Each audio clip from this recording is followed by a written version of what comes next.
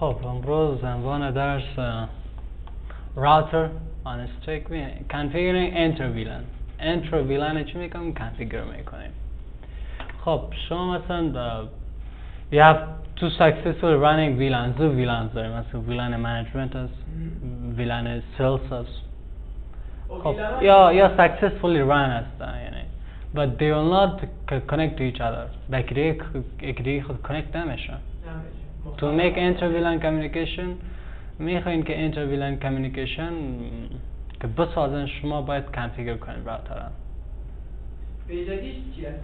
ببینین اینجا من مثلا پرکتیکال کار میکنم بعد خب در پکت تریسر میرم اینا ببین پکت تریسر کجا شد باش اینجا بود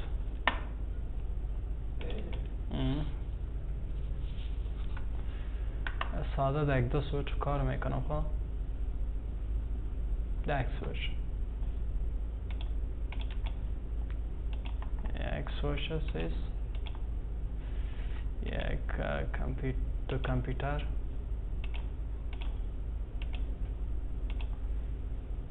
یک راوتر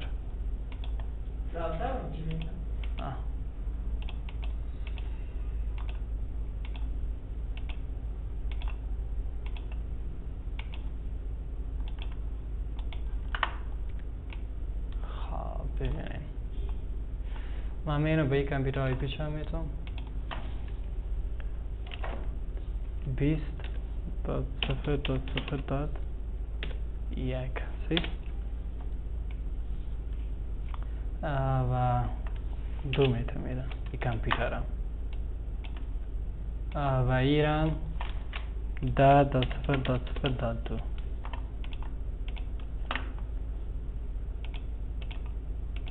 10.0.0.2 خب آی پیش میشه قسم بده مال مهم نیست خب منطقه این آی پی ها رو میتونم خب برای دو ویلن کریت میکنم ویلن چی؟ ویلن زل ویلن مثلا ویلن مثلا منیجمنت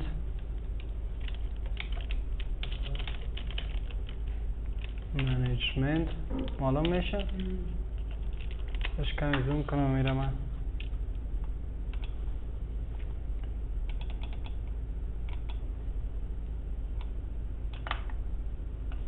خب یک ویلن سیلز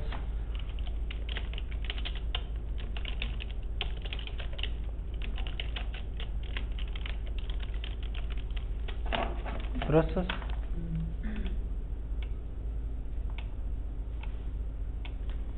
خب برای دو ویلن تیار میکنیم و این پورت چند است؟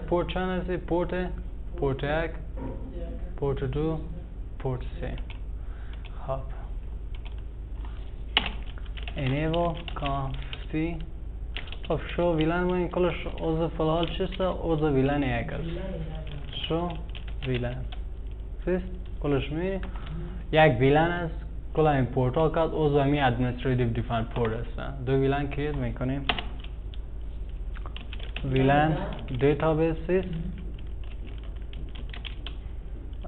ویلن 10 تیار میکنم نیمشم سلز میتونم سیست ویلن 20 تیار میکنم ویلن آیدی 20 میتونم و نیمشم منیجمنت سیست منیجمنت خلاص این تیار شد نه به این آی پی میتونم به این کامپیوتر سیست خب قبل از اینکه آی پی بتونم میرم اینی راوترم آی پی میتونم خب بیاین امیر آی پی میتونم چند میتونم 10.0.0.2 و دیگر هم میتونم 20.0.0.2 میخوایم اینی ویلن تیار شد دو سکسسفولی ویلن کریت کردنی حالی دو تا نمیتونه با یک دیگه کمیونیکیت کنه این نمیتونه یا تنه بخاطر در سیم ویلنز نیست نمیتونن فریمز چی کنه فورورد کنن وای که در سیم ویلنز از وام میتونن که می فریمز فورورد کنن یا این پر فریمش چی میشه فریمش فورورد نمیشه ترانسمیت نمیشه دراپ میشه این ببینیم پینگ میکنم ببینیم پینگ میشه پینگ داد ده داد صفر داد صفر داد دو بود میکنه.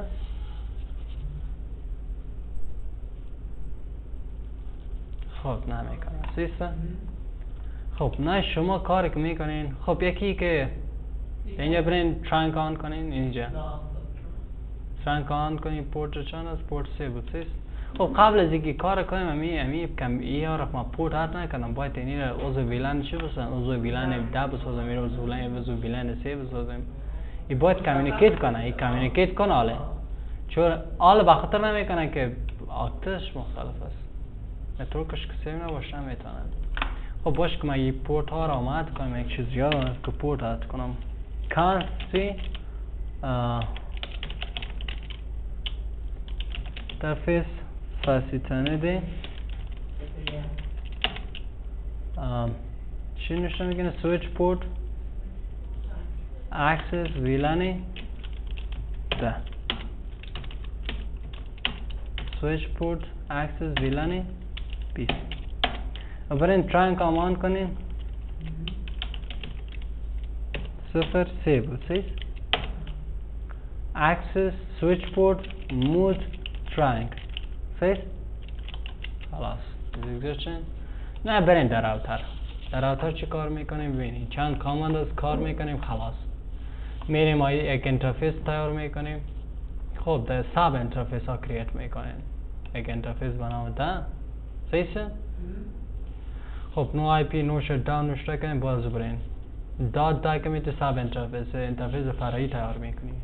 باز انکپسولیشن کمیتی انکپسولیشن اما فرمت دیتا رو به another فرمت چنج میکنه. و باز اون آی پی میتی و باز می ساب انترفیس دیگه کریت میکنی انکپسولیشن و آی پی میتی. ببین چطور اینطور عملی کار میکنم. خب این به کدام کانکت است؟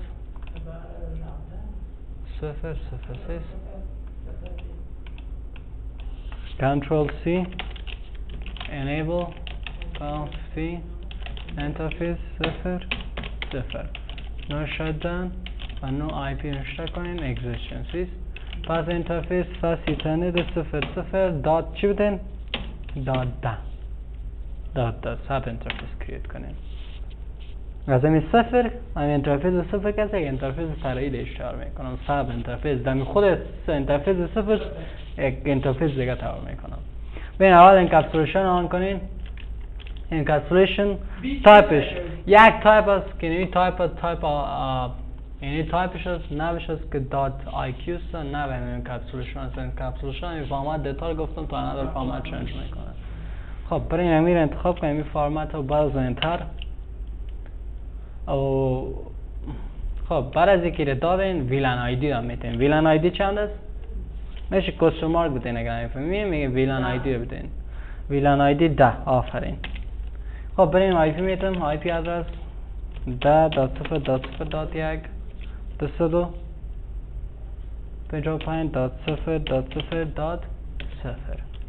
انتر و نوشته دن. برین ده ساب انترفیس ده کریت میکنم چند؟ دات 20. باز این کپسولیشن شما آن کنین. کپسولیشن چی میکنین؟ آن میکنین. ویلن آیدی چند میتونی دفعه؟ 10.20 انتر بزنین. ویلن آیدی رو بتین و باز اون آی پی بتین. آفرین. آی پی چند میتی؟ 20 میتی. خلاص و نو شدن این قبول دست خلاص شد. بی حال پینگ که پینگ میکنی یعنی. خب یک چیز است که آی پی چی هم بته؟ دیفالت گیتوی هم ای پرایوت آدرس که برای راوتر هست که او رو بته. چند بود؟ 10.0.0.1 بعضی چند بود؟ 20.0.0.1 حالا پینگ که بین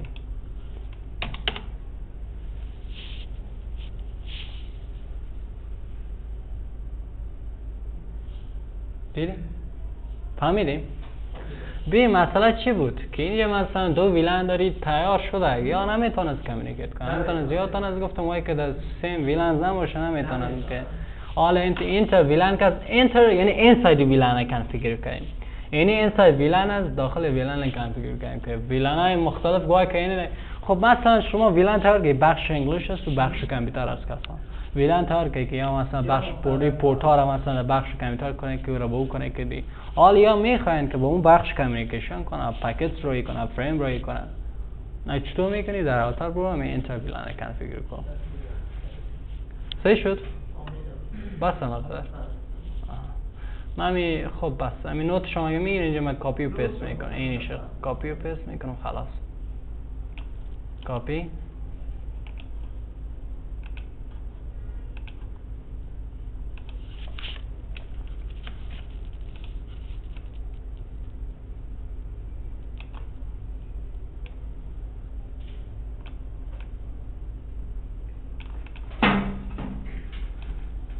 خب بس دیگه مثلا